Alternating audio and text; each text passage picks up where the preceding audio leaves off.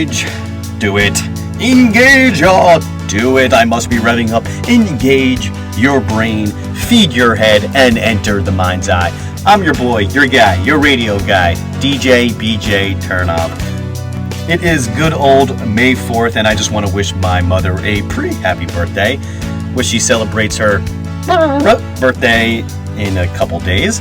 Thank you for putting up with my BS all 35 years of my life, or almost all 35 years of my life. And I guess now that responsibility of putting up with my BS goes to our weekly guest. Luckily, our guest tonight, Dr. Paul Offit, has done it before once, so he's used to it by now. Dr. Paul Offit, gifted pediatric doctor, so he is used to little babies like me. On top of that, he is an expert on vaccines, immunology, and virology. The doctor is also the inventor of the rotavirus vaccine, which has been credited with saving hundreds of lives every single day. So he knows what good science and bad science looks like. But what about when ideas presented as good science leads us in the wrong direction? Tonight, Doctor and I are going to explore some of the most fascinating and significant missteps. Featured in his latest book, Pandora's Lab, 7 Stories of Science Gone Wrong. Tonight you're going to hear a few scientific discoveries that had profound impact in saving lives, alleviating pain, feeding billions, protecting crops from devastation, and above all, promoting healing. Until those same discoveries created catastrophic imbalances in ecosystems and even selectively dehumanized human communities, giving license to genocide. We're going to take it one step further. What are today's sins of science? Dr. Paul Offit and myself, we're going to separate good science from bad science using some of today's most controversial creations. A few of these cautionary tales from science after a quick commercial break.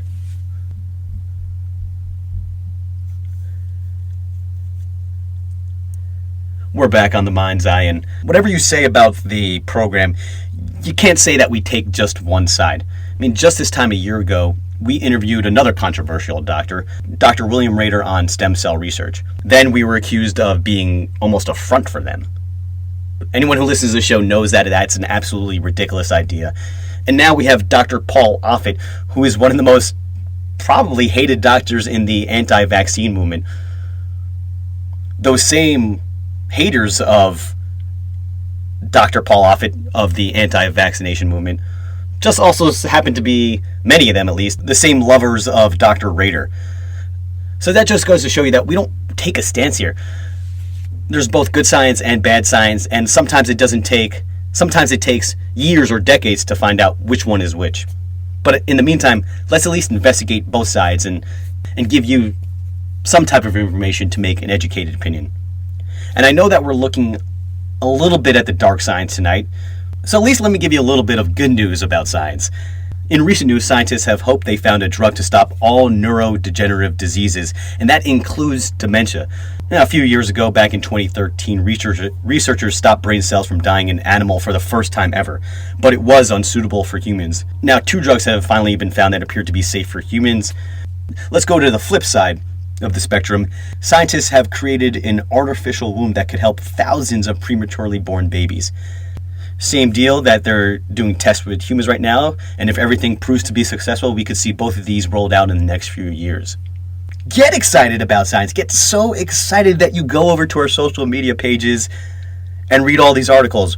Go to our Twitter handle at Mind's Eye Show. Same deal for Instagram and our Facebook page /Mind's Eye Show. And by this time, you've probably pooped your pants from all the excitement of being able to get all this great information that you probably already forgot it. Just go to our website, themindseyemedia.com. It's all under one roof and easily accessible. That's themindseyemedia.com. And you can see there that science brings so much good. But we really can't forget that for every aha moment, there should have been an oh no moment. Let's hear about those with Dr. Paul Offit in just a few moments. This is The Mind's Eye on Z Talk Radio. Now joining The Mind's Eye is Dr. Paul Offit, baby in one hand, vaccine administrator in the other. Dr. Offit, thanks for taking a ride on our weird and wonderful Mind's Eye show today. Thank you. Although I'm a New Yorker originally, I actually did stay in Baltimore for about 8 years or so, so I'm a huge fan. I used to live in Fells Point, Charles Village, Towson, so I still have many friends there, so I'm a huge fan. I know you're a Baltimorean. What was the young rapscallion known as Paul Offit like on the streets of Baltimore? I was a huge Baltimore Orioles fan and Colts fan, that's for sure. I mean, I used to back in the day, when the Colts were still there. It was a 14-game schedule, so it was 7 home games, and it was $5 a ticket. And I would mow lawns to get the $35 that it cost for a season ticket. It was great, but they left. They taught me that loyalty could be a one-way street.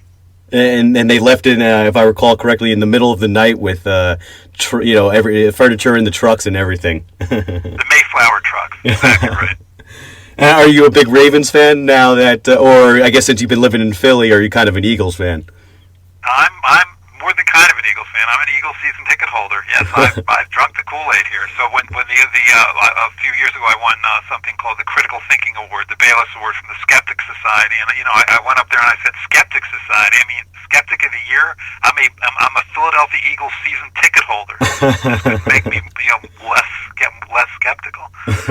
If that doesn't make you a believer, then in the unknown and the weird, then I don't know what does, quite frankly. Right. Well, we are here to talk about your latest book, Pandora's Lab, 7 Stories of Science Gone Wrong. It does seem a bit appropriate that we are speaking on the anniversary of the the polio vaccines trials beginning today. So I'm glad to have you, and we can talk about that in a little bit. But your latest book, like I said, is called Pandora's Lab, 7 Stories of Science Gone Wrong. And to me, it seems like, obviously it's a pro-science book, but it seems disguised as an anti-science book. And as an advocate of science, it seems interesting to see you write from the perspective of instances where science caused great harm. So talk a little bit about why you wrote the book and really, I guess, why the warning. Yeah, I think it's probably not fairly subtitled. I think probably the fair subtitle would be Scientists Gone Wrong. I mean, I think scientists get it wrong all the time. That's okay. I think science is enormously self-correcting. But I guess where I came to in this book was my son and I. My son is a science writer for a paper in southern New Jersey. But we visited the Franklin Institute, which is a big science institute here in Philadelphia, and they had a show called 101 Science Inventions That Changed the World. And 2 of those inventions were gunpowder and atomic energy. And it caused us to wonder, could one come up with a list of scientific inventions that changed the world for the worse? And then when I would speak at national meetings of clinicians or anthropologists or psychologists or whomever, I would ask them to submit to me the top 10 scientific studies that they thought, or scientific inventions that they thought changed the world for the worse. And this is the 7 finalists, but it's sort of like an Aesop's scientific fables book, because I'd like to think that we learn from each of these things so that we're less likely to do this in the future. The road to hell is paved with good intentions. One bad apple does spoil a bunch.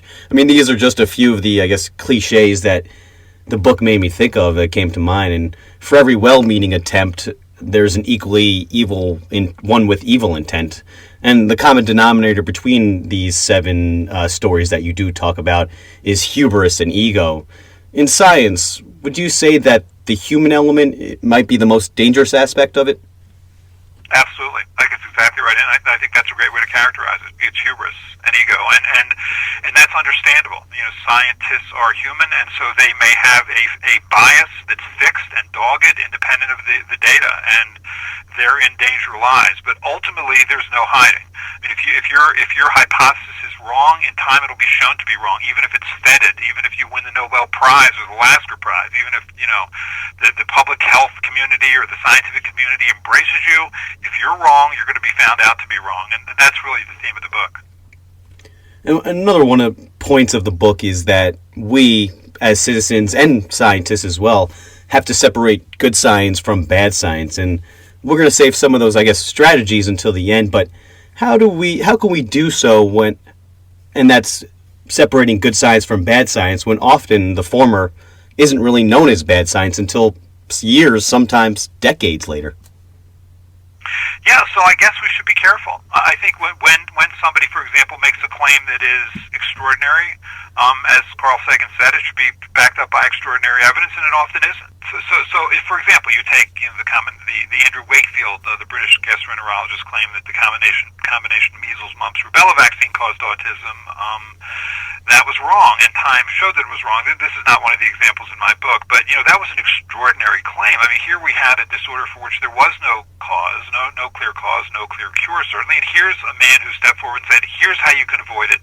Just don't get the MMR vaccine, or at least separate these three component vaccines into their individual parts, and then we'll avoid getting autism, which is obviously nonsense, and he had essentially no data to support it. It was simply a case series of children who had gotten autism after receiving the MMR vaccine, proving only that the MMR vaccine doesn't prevent autism, and yet, the media ran with it, and the public ran with it, and, there's outbreaks of measles that are still happening because of that paper. So, just be careful. If somebody makes an extraordinary claim, even if the media embraces it, which is what happened here, stand back and just make sure that it's reproducible, and we just can't help ourselves but falling into this single study trap.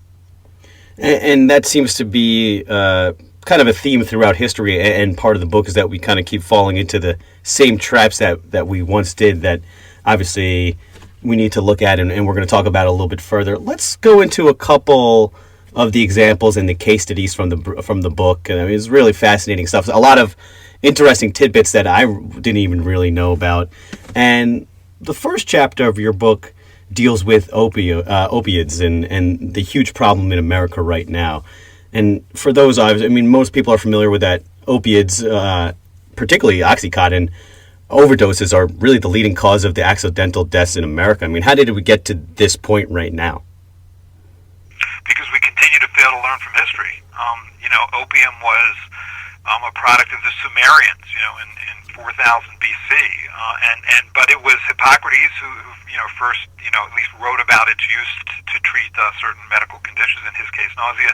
But it was a fellow Greek named Diagoras of Milos who noticed that his contemporaries were getting addicted to the drug, so he warned against its use, a warning we've pretty much been ignoring for the last 2,500 years, and so opium users became opium addicts. Then we thought, okay, we're going to be smarter than this. We're going to purify opium's main ingredient, morphine, which means we're going to be able to give less of this drug, which will, in theory, then make it less addictive, and so opium addicts became morphine addicts. Then we thought, okay, we're going to use the wonders of chemistry to synthesize a drug from morphine, which we're going to acetylate it, make diacetylmorphine. It's going to cross the blood-brain barrier much more quickly, therefore will require much less use of the drug, and we can get a euphoric and pain-relieving effect that's separate from addiction. And so diacetylmorphine, which was made by Bayer and was called Bayer heroin, was sold over the counter for 30 years. So morphine addicts became heroin addicts. Then we thought, okay, let's go back to opium. We'll take a major component of opium called thebaine. We'll synthesize oxycodone from that, and again we'll be able to separate pain relief from addiction. And so we heroin addicts became opioid or Oxycontin addicts. So it's and even recently, in the past week, there was an article about how there was a drug that they felt separated pain relief from addiction. It's the same receptor. It's the mu receptor in the brain, and what allows for euphoria and pain relief also can cause dependence and addiction. It's just we haven't learned this lesson. 80% of the world's opiate prescriptions are written in the U.S., though we only have 5% of the world's population. I mean, how do we reconcile that right there? Well, it stands on its face, which is, although we use 80% of the world's pain medicines, I think it's ridiculous to believe that we actually suffer 80% of the world's pain. We've just become addicted because we've been too loose with writing prescriptions. This is us. This is doctors that are doing this. We've created this. When you hear Donald Trump talk about building a wall to keep out, the entrance of heroin into this country, that's not the biggest problem. The biggest problem is pills that are manufactured in the United States. So the solution to this problem is to decrease the demand. And the only way to decrease the demand is to treat this as the disease that it is, and try and create these substance abuse centers, and make sure that doctors don't prescribe this. Certainly not for nearly as long as they do, for as much as they do, and try and find other means to relieve pain than to quickly go to these major narcotic agents. The American Society of Addiction Medicine they promote using alternatives like exercise, yoga, acupuncture. I mean, tell this to somebody who needs the form of pain relievers, and they're going to laugh at you. I mean, how do you solve this problem? That's obviously a huge issue in America right now and all over the world. You know, I think people suffer severe pain, and for severe pain, I think it's reasonable, to try what you can with, to try lesser addictive drugs first. Things like Neurontin or even, non-steroidal anti-inflammatories, COX-2 inhibitors. But I think if you're going to go to the opioids, certainly don't prescribe them for long, and realize the minute that you've taken that first one that this is a potential problem that you should be really careful about. I mean, we use so much in the way of opioids in this country that we now have drugs to treat opioid-induced constipation, right? OIC. It's like, these products are creating other products. So I think, while I think it's reasonable to try and find ways to release your own endorphins, which I think is what a lot of these things like yoga or meditation or even acupressure, acupuncture, may well do. So it's worth it, a shot at that, so to speak. But I do think that we should, I'm not saying don't use opioids, I'm just saying that when you use them for acute pain, don't prescribe them for more than 3 days. If you're using them for chronic pain, don't prescribe them for more than 7 days. And, just make sure that the patient really understands just how dangerous a path he may or she may have just entered. Do you think, quote unquote, Big Pharma has a big hand in continuing the opiate issue in America? Absolutely. I mean, that these, Purdue Pharma especially, which was the maker of OxyContin, I mean, they saw how much drug was being used. They had a very good sense, especially where, that was being sent to areas, say, a county in West Virginia where you would have had to have medicated everyone in that county 10 times over to have that kind of use in that area. They knew what was going on. Yes, I think it would be, and the FDA I know is interested in this, in trying to limit the amount of opioids that are actually manufactured in this country. But again, it's as long as there's a demand, there's going to be a supply, and so I think the solution to this problem is to try and find ways to lessen demand. How do citizens who aren't scientists reconcile between looking at science, those who prescribe medicine, those who create the medicine, from the good and the bad? Because I mean, from the outside looking in, how do we separate the good science and bad science when they seem to be grouped together in some regard? I think we have to separate scientists from science. I think that excellent scientists can do things that are absolutely wrong. The one example I use is Brian McMahon, who was a superb epidemiologist. He worked at Harvard, which is obviously an excellent medical school, and School of Public Health. He wrote a paper in the New England Journal of Medicine, arguably the best clinical medical journal in the United States, claiming that excess coffee drinking increased your risk of pancreatic cancer. That was published in the New England Journal of Medicine in the early 1980s. That was wrong. I mean, study after study showed that was wrong. People were probably hesitant about drinking coffee associated with that. They certainly didn't stop, unlike the MMR autism article where they were perfectly willing to stop vaccinating their children. But in any case, people will look at that McMahon article and they'll say, see, that's why you can't trust science. But that's not true. I think that it's exactly why you can trust science, because other investigators were unable to reproduce that finding. I mean, the same thing can be said of cold fusion, which was published by two very well-respected chemists in Utah in the late 1980s, claiming that you could, fuse two smaller nuclei to form a larger nucleus, which would release energy, much as the events that go on the surface of the sun, except here it could be done essentially at room temperature. Clean, limitless energy. It was a panacea. It was wrong, and ultimately 70 other research showed it was wrong, which means that you can trust science, but you have to realize that science is a process, and that it takes time, and that truths may be revealed over months or years or decades, but they will be revealed. And science has caused us to, leave the age of darkness, enter the age of enlightenment, and live longer, better, healthier lives. So I think one can trust science, but you have to be able to separate science from scientists. The rise of opioids have me concerned, or at least there are some similarities with the rise of marijuana. People are talking about how, particularly advocates of marijuana, has it being a wonder drug, that it has a great effect medicinally. I mean, what's your opinion on medical marijuana? Because, quite frankly, I've heard so many conflicting reports when it comes to it. Well, I think as an anti-emetic, meaning an anti-nausea drug, it's a value.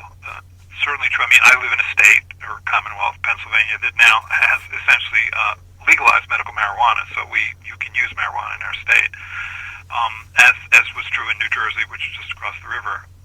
So I think there is value. The thing that worries me a little bit about this, which is that it's an unregulated industry, so you really don't know how much of this cannabis you're really delivering, and that always worries me a little bit, or the manner in which it's given. I mean, people bring in marijuana into the oncology unit, for example, and when they're getting chemotherapeutic drugs that cause them to be nauseous, they'll take this in a variety of forms. They'll eat it in the form of brownies, or they'll put it in teas.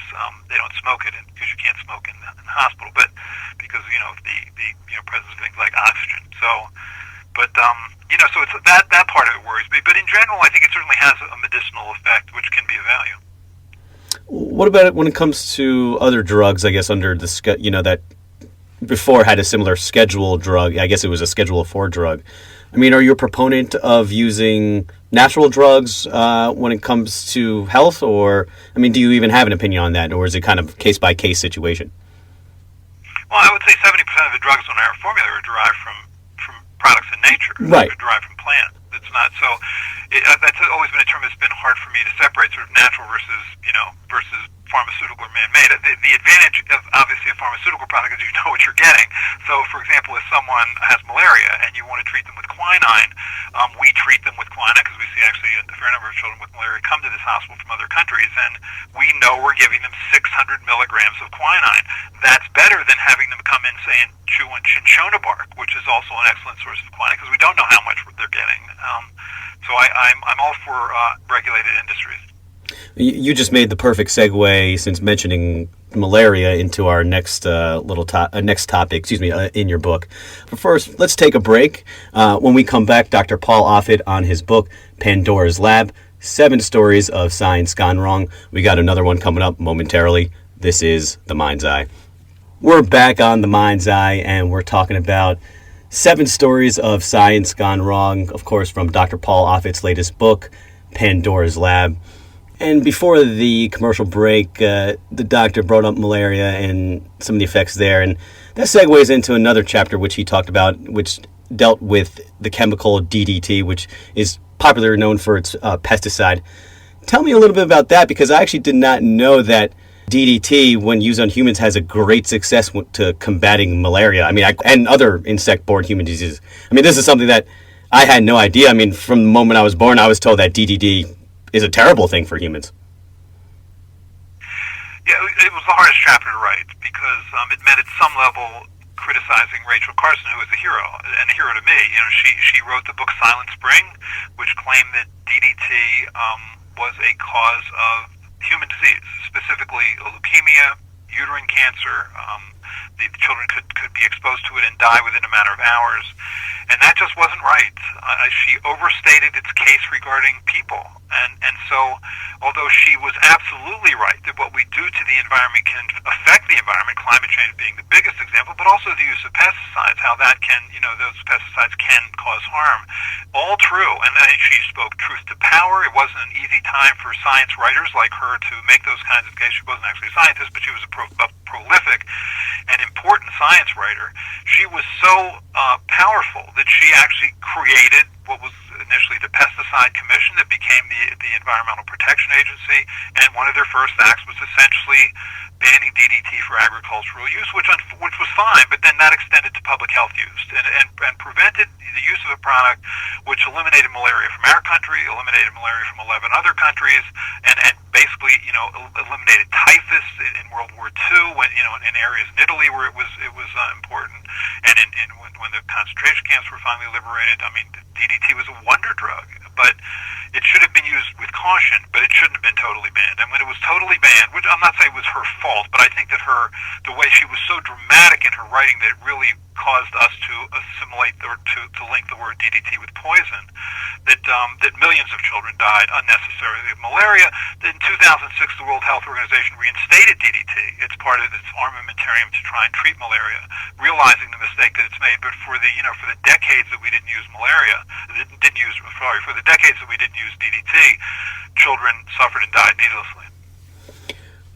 has there been any legislation moving toward the use of DDT in humans to combat malaria, which, as you said, I mean, has become a big issue again?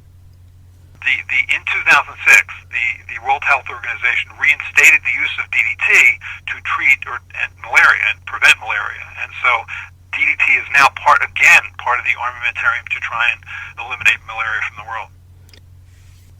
And tell me if this is an accurate statement, because this is kind of what DDT in the chapter made me think about. If a non-scientific determination that a new invention or technology is beneficial, and the public wants that to be true, the product will succeed despite the absence of the science, and then, of course, vice versa. If it's not beneficial and they don't want to succeed, then it won't be successful. I mean, is that really how it seems to work here? Yeah, I think that's actually one of the chapters in the book. I think, again, one of the awful inventions from which we still suffer is megavitamins, which is to say vitamins that are taken in doses vastly in excess of the recommended daily allowance. What that can do, especially the antioxidants like vitamin A or vitamin E, is that it can shift the balance of antioxidation in your body too much in favor of antioxidation. And you need oxidation to do things like kill invading pathogens like germs, bacteria. You need oxidation to do things like, help remove, the clots in clogged arteries, etc. So those who take these megavitamins, especially A and E, increase their risk of cancer, increase their risk of heart disease. I don't think that could be clearer, but yet most people don't know that, and the reason is it's not a regulated industry. I think if the FDA regulated this industry, I think vitamin E would have a black box warning on it that says has been shown to increase your risk of prostate cancer. Wow, I mean, that's shocking. I mean, what other products that you see that really are marketed as healthy and obviously great for you and have health benefits that really doesn't science back it up, that you see that's on the market right now? Well, there are 85,000 dietary supplements on the market. I think there's not a week that goes by when the FDA doesn't pull one of these products off the market, sometimes because they contain products like sibutramine, which is illegal in the United States, which has been shown to increase the risk of strokes and heart attacks, or ephedrine, so-called ephedra, is still occasionally pulled off the market because it's been found to be in these products, but you would never know it from looking at the label. So, yeah, the FDA just is reactive in this situation because they're not allowed to regulate this industry. If this industry were regulated, which is to say not only that they would have to meet a labeling and manufacturing standard, which is to say what's on the label is actually what's in the bottle, which is often not true, but had to meet a safety and efficacy standard, it would disappear. I think this industry would disappear if it had to meet a safety and efficacy standard. So you frown upon the regulations on the industry then? Yeah, I frown upon the fact that the Food and Drug Administration is not allowed to hold this industry to a labeling, manufacturing, safety, and efficacy standard, just like other drugs. Which is not to say that drugs don't have side effects, which is not to say even that drugs don't have side effects that can kill you. But at least you know that. I mean, the chemotherapeutic drugs that we give to patients in our hospital can cause a significant decrease in their ability to fight infections, which can cause them to suffer those infections and die from those infections. But that's a known problem. When we give amoxicillin, for example, to treat ear infections, we know it's amoxicillin.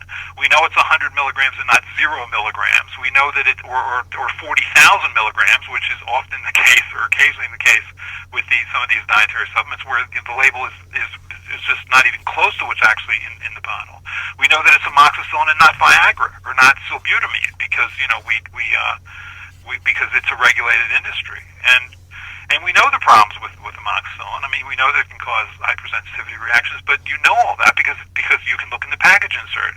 You can't know that for this dietary supplement industry because it's not regulated and therefore there are no package inserts. Why isn't it regulated harder? For a reason that you would imagine, which is that it's enormously powerful.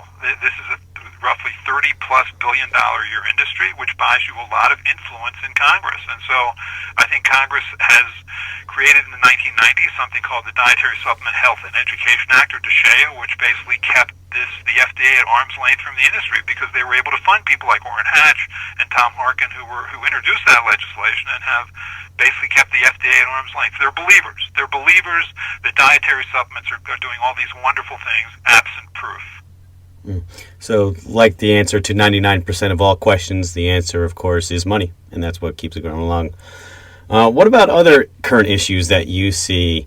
What about e-cigarettes or GMOs? I mean, is there anything particularly that's going on right now that really concerns you? That's a good question. I think one of the reasons that I wrote the book was to have these seven tales, these seven sort of Aesop scientific fables, at the end of which there's a moral lesson, and then to then try and apply those lessons to things today like GMOs or e-cigarettes or bisphenol A or gluten or whatever. I mean, what does the science teach us currently about those agents, and how can we learn from all this? So I think e-cigarettes is interesting. E-cigarettes.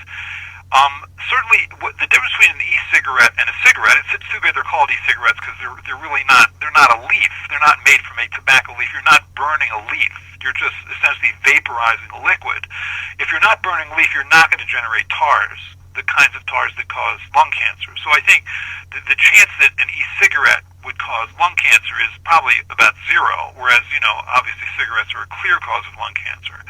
If e-cigarettes are used instead of cigarettes, I think the incidence of lung cancer will go down. And if you look at the use of e-cigarettes, it's dramatically gone up, and the use associated with that, smoking cigarettes, has gone down. I think we will see an effect of that in time, and also the incidence of lung cancer will go down. Now, the other possibility with e-cigarettes is it'll just serve essentially as a gateway drug to cigarette smoking, and that essentially more people will ultimately smoke cigarettes because of the lure of e-cigarettes. But we'll see. I think time will tell. GMOs and vaccines are two of the hottest issues being debated right now. You and I did talk a few years back at Nexus Northeast Conference on Science and Skepticism. We did have a little debate about it, so I do want to not really talk about that because listeners can go back to our archives and listen to it then. We kind of debated both sides of it. But GMOs is something that I'd love to get your opinion on. I mean, opponents of GMOs say that there really are no longitudinal studies, although that really isn't accurate. There are plenty of longitudinal studies over the past few decades. But from those longitudinal studies says that those type of crops are, it's not that they're unsafe to eat or that they're unsafe to eat, but it does. Those also say that the benefits of GMOs, supposedly that they boost crop yields, isn't true at all. So we're still kind of figuring out what's best for GMOs and how to use it. What's your opinion on them? Well, I think we've been genetically modifying our environment since the beginning of recorded history. We will select for certain crops that have characteristics that we like, and therefore we're selecting for specific mutations. The same thing's true for raising racehorses or cattle. We've been selecting for specific mutations for centuries. I don't see the difference really between creating a mutation that you want as compared to selecting for a mutation that you want. In both cases, it's the same mutation. So that doesn't bother me. I think where people get hung up is this sort of Frankensteinian notion that we're creating a monster. That by say taking a fish gene and putting it into a crop that which will then make it in theory more resistant to pests or have a longer shelf life or have a better nutrient profile or be more prolific. That is just a man sort of entering the realm of God, and we will no doubt pay a price for that. But I just don't see it. I don't think that's true. I think, people, for example, the fish gene example, you actually eat fish, so it's not like, you're not exposed to these genes anyway. So I think it's a modification of nature to date without consequence, and I suspect that's going to be true. Certainly in the medical world, it's been enormously beneficial. We can genetically create human growth hormone instead of having to use pituitaries from people who have died, or we can genetically create clotting factors instead of having to use blood from other people. And we can genetically create vaccines, like hepatitis B vaccine or the human papillomavirus vaccine, which are all made using genetic engineering technology, and that saved our lives. So I'm a huge fan of genetic modification. Quite frankly, I'm still up in the air about it when it comes to the food supply. As a doctor, I just would like to see much of the farmland in America is dedicated to farming for soybeans. A healthy diet really doesn't consist of a diet that is comprised of soybeans. Much of the farmland is dedicated to growing a diet for processed food, which is unhealthy for people. Well, I guess, again, I think it's okay to be skeptical about what you certainly put into your mouth. But again, it's the whole notion of sort of organic foods and foods that aren't processed as being less good for you. I would argue, where's the evidence? I know it sounds bad. I just don't necessarily know that it is bad. So I guess it's okay to be skeptical, and so over time we'll see. But I guess there's a difference between and you're being reasonably skeptical. I think there's a difference between skepticism and cynicism.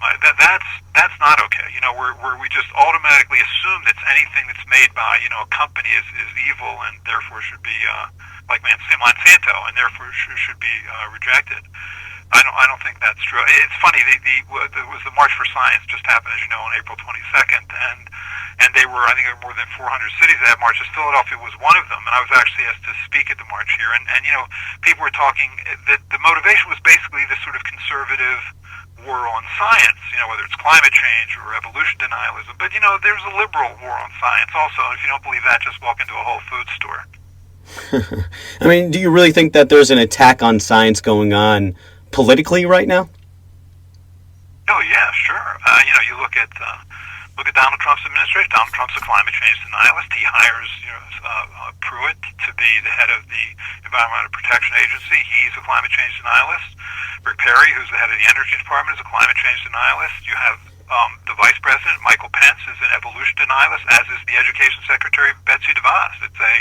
It's hard to watch that this is how we're moving forward in this country, where science is at some level losing its place as a platform for truth. How do we combat that even further outside of protest? I think what we have to do is we have to educate those who pay for us to do science. Because certainly we've gotten much from science. We've lived longer, better lives because of science. Vaccines have certainly, helped us live probably 30 years longer than we did 100 years ago. But I'll use myself as an example. When I was fortunate enough to be part of a team here at Children's Hospital of Philadelphia that created the rotavirus vaccine, Rototec. So during that time, I was funded by the National Institutes of Health, the R1 mechanism of the National Institutes of Health. And so who paid my salary? It's the taxpayer who paid my salary. It's the public who paid my salary.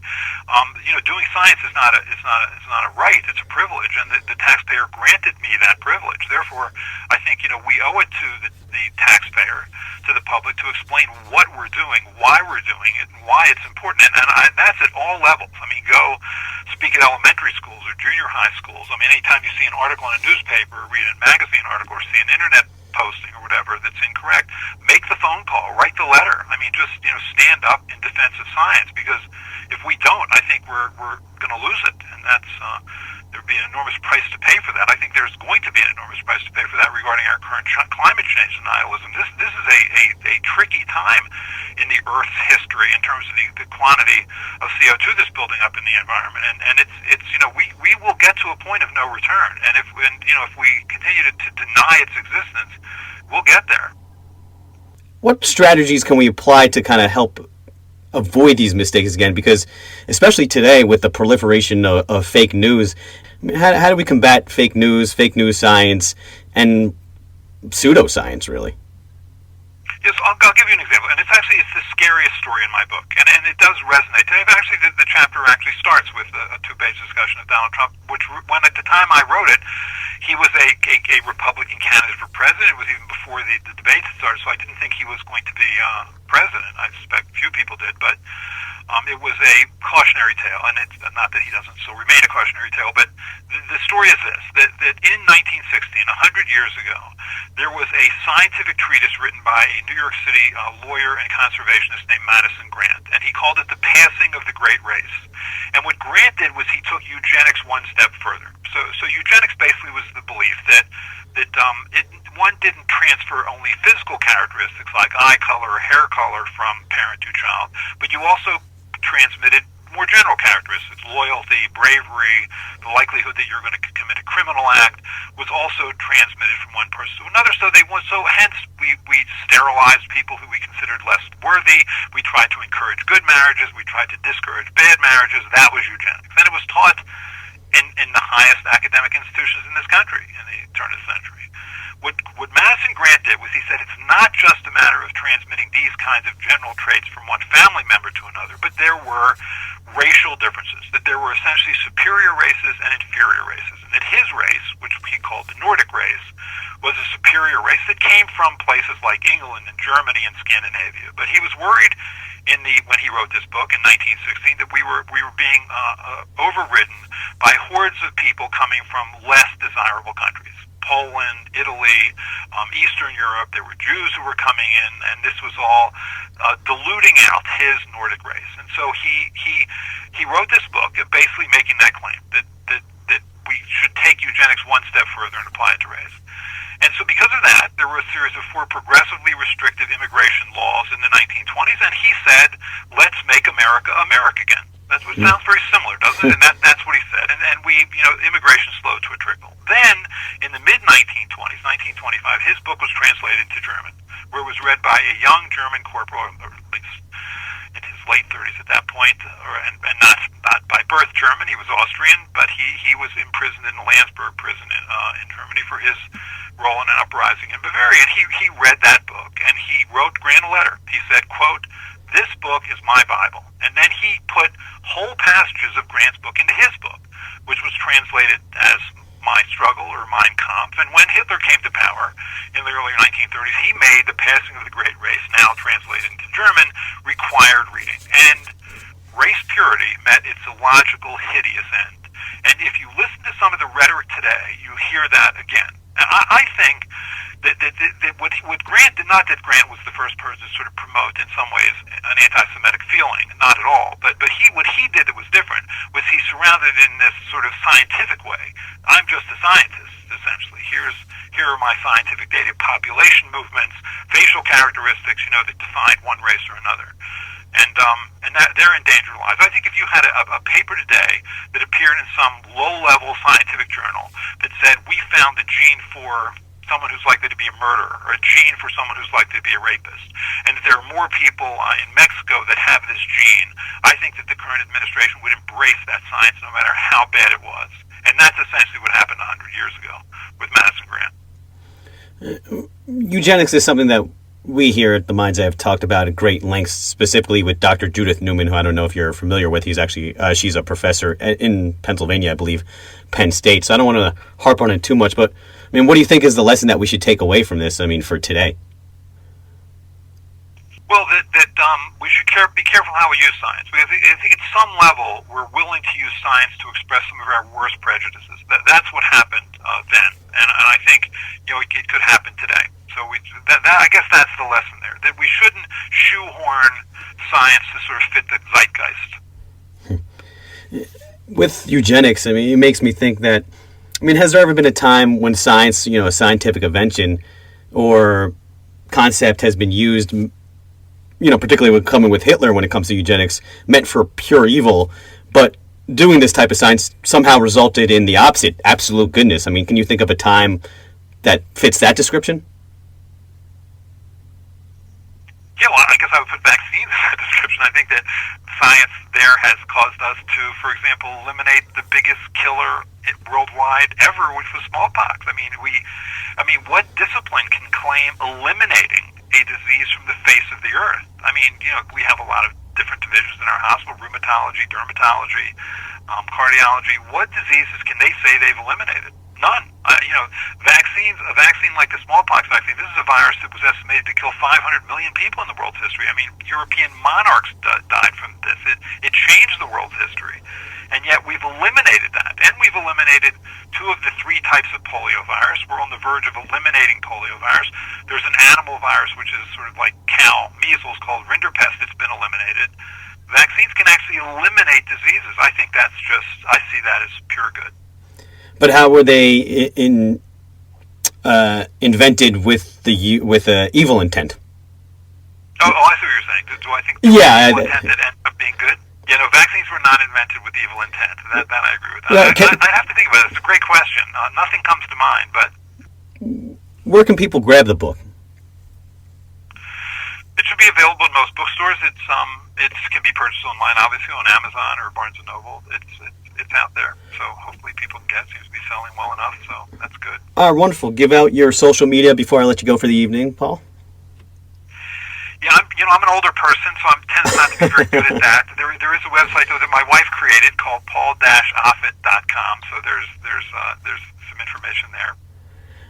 Thank you, Doctor. I really appreciate giving us a piece of your time, and I highly recommend your newest book, Pandora's Lab: 7 Stories of Science Gone Wrong. Thank you so much, Doctor. Thank you, Brian. The Mind's Eye wrap up in a few short moments. Get up to get down.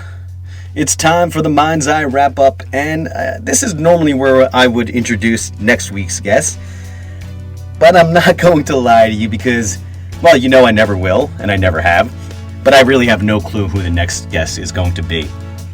Blasphemous, I know. How dare I break one of the rules of broadcasting? Well, I imagine your next question is, why? Why doesn't he know his guest? Well, I'm going to be taking the next 6 weeks off due to a ton of traveling. I'm going to make it up to you, I swear. But you know how it works a lot. Springtime, summertime brings on a lot of weddings and bachelor parties. And many of them happen to be coinciding over the next 6 weeks, a month and a half or so. Quite frankly, I think it's BS to half-ass a show. So instead of giving you 50%, I'm going to give you nothing. I know it sucks, and I'm going to make it up to you. I swear, I'm going to make it up to you. I'm saying to hell with our usual summer hiatus. That starts about mid-June, because that's the exact time when we're going to be coming back